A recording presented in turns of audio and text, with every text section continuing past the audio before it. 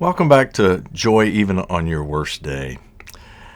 We need to remember when we're reading this letter that we're reading somebody else's mail. This wasn't written to us. Paul pushes these words through the bars of his prison cell for the Philippians.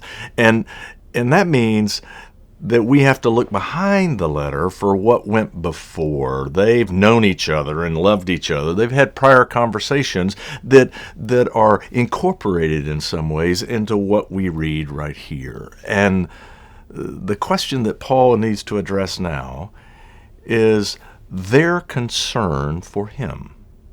The Philippians know that he is in prison, and they worry about him. They've sent word, Paul, tell us how you are. Are you being mistreated? Are you eating? Are you cold? Are you lonely? He's already told them how much his relationship with them means to him, and that is a strength for him in prison. I have a friend named Arlen who's a poet, and he goes to jail, a correctional facility they call it, nearby, and he teaches poetry classes, and the inmates, they're quite good poets. And one of the themes that emerges in their poetry is loneliness. For they'll tell him that when they first go in, friends will come and visit at times, their families will come and visit at times, but over time, the visits slow and stop, and they're alone.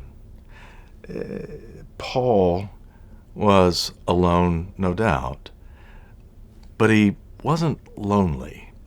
He claimed his connection and bond with them. He needs them to know how important that is for him. We all need to know that. You know, you don't have to be in prison to be lonely. We live in an extraordinary lonely culture.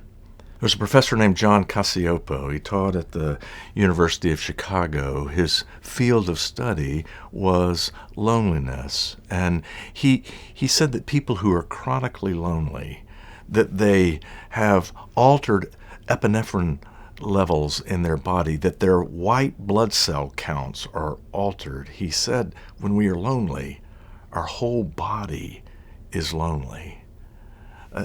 They're concerned for Paul because he's alone in prison. But Paul writes and tells them, I'm not alone. I've got you, and I've got God. But then he tells them this, I want you to know that what has happened to me has actually served to advance the gospel. Okay, Paul, but tell us how you are.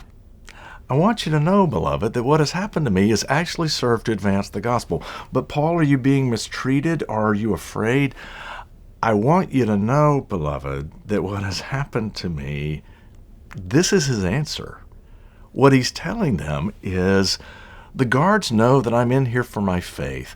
I am still able to be Christian in this place. I still can bear witness to the gospel of Jesus Christ, even in Caesar's prison. There's nothing that has changed about that. What he's telling them, that it is not what Caesar has done to him, but it is what God has done for him in Jesus Christ that defines his life.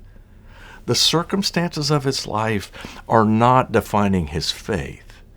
His faith is allowing him to navigate the circumstances of his life. That's where his joy comes from. And notice this too. He doesn't say that the guards have become Christian. He doesn't say that they share faith with him. He just says they know that he's Christian. That's an important thing for us to pay attention to.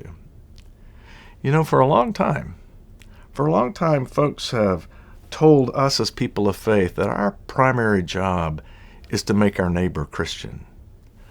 I'm not so sure that's our primary job. I don't think at the promised day of Jesus Christ, Jesus is going to ask me, Tom, why wasn't your neighbor Christian? I think he's going to ask, Tom, were you Christian to your neighbor? That's what Paul says here. I want you to know, beloved, that I am able to be Christian even in this place, and my faith can be seen, and that's enough. That's the source of his joy. Paul tells them, what has happened to me has actually served to advance the gospel. That he's not just talking to them about himself. He's talking to them about them. Because what they also are asking is, Paul, if this has happened to you, what's going to happen to us? If you, as the Lord's apostle, are in prison, what happens to us? And Paul knows we are following a crucified Christ.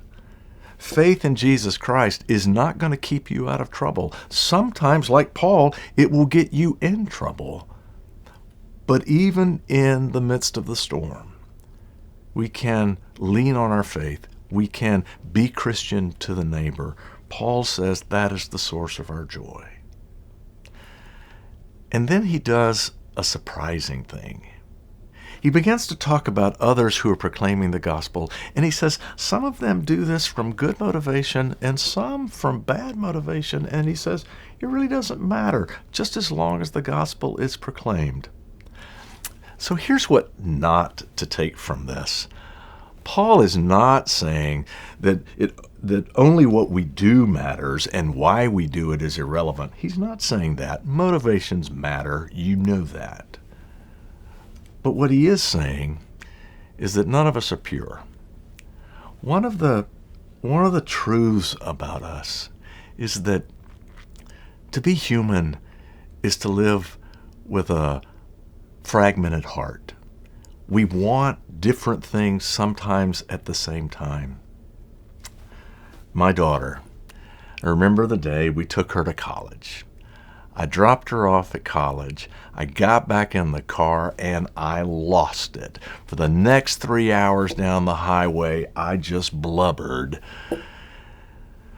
The thing that's interesting about this is she was doing exactly what I wanted her to do. Oh, the only thing worse than dropping her off at college is if she had come down at the breakfast table that morning and said, Dad, I've been thinking it over. I've decided not to go to school. I'm just going to live here with you and Mom. No, that's not what I wanted. The problem is she was doing what I wanted. I just didn't want what I want. That's a fragmented heart. And we battle it all the time, don't we? What Paul is saying is you don't have to be pure to be faithful. Do the good that is yours to do. Jim Collins wrote a very popular book in business. It's called Good to Great. And what he says in that is sometimes we're doing well enough that we refuse to push ourselves. We let the good that we do get in the way of greatness. We don't excel because we're comfortable where we are. I think that's true sometimes. I think the opposite can be true sometimes as well. We can imagine a greatness. We can imagine a purity. We can imagine excelling in a way that we fail to do the good that is ours to do today. Not every day is going to be a great day, but every day can be a day for goodness.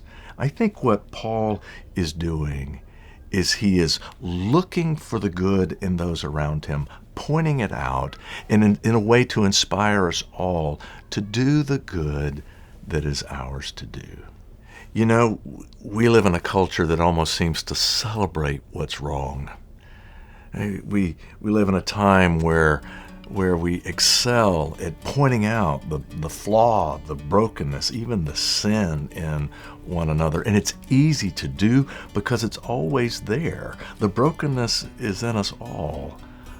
But what the apostle is modeling for us is both looking for the good in those around you and practicing it in yourself. Not because you're pure, but because it's the good you can do today and the good you can see today. And because he is able to do that, this letter is not a letter of bitterness or grief, but a letter of joy.